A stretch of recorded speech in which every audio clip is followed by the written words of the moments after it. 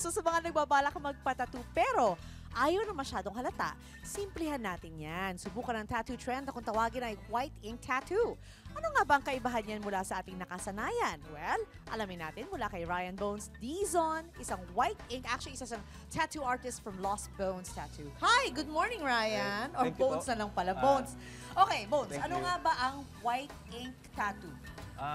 Same lang din naman po siya sa regular tattoos. Oo. Kumbaga, ano lang din siya. White lang siya. Same procedure Ah, pero yung yes. inta lang talaga na iiba. Ayan, nakikita yan sa TV yan. Sa inyong screens, ganyan yung itsura White lang niya. siya. Ayan ba nag-heal na yan ng tuluyan o hindi pa rin?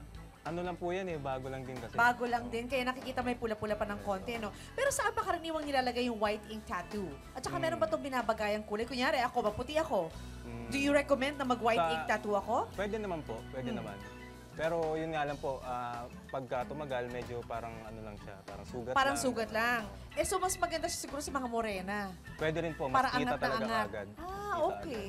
Meron bang parte ng katawan na bagay siya or anywhere also, like with Ka- regular tattoos? Kadalasan po kasi gusto nila sa sa yung discreet lang siya, medyo Oo. parang tago, ganun. Oh, so sa looban ito kasi hindi ganyan masyado po, nakikita. Okay. Okay, so sa mga tagong lugar, parang it's not really recommended pero yun yung para pinipili ng mga tao na nagpapa-white ink tattoo. Pero meron bang disadvantage ang paglalagay ng white ink instead of the regular, black ink or red ink Siguro po, tattoo? ang disadvantage lang po nung white ink, pagka tumagal kasi siya in time, Oo. nagiging medyo yellowish siya ng konti. Talaga?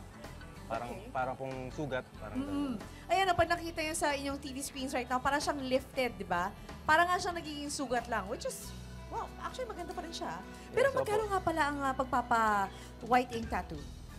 Ang minimum ko po kasi sa colored na rin po kasi siya Oo. So 2.5 po. 2.5 yung pinaka-maliit. Opo. Okay, kasi Pinaka- depende na minimum kung po. gaano kalaki yung Opo, gusto mo yun. at gaano ka-intricate, no? Opo. Pero gaano ba katagal gawin ng isang, kunyari, itong ginagawa natin right now, itong bulaklak, gaano katagal bago matapos yan na talagang Siguro perfect na? po, mga 1 hour po siguro ganun. Or 1 hour. Wow. That's, 30 minutes to 1 hour po. Oo. Yung depende talaga kung gaano Opo.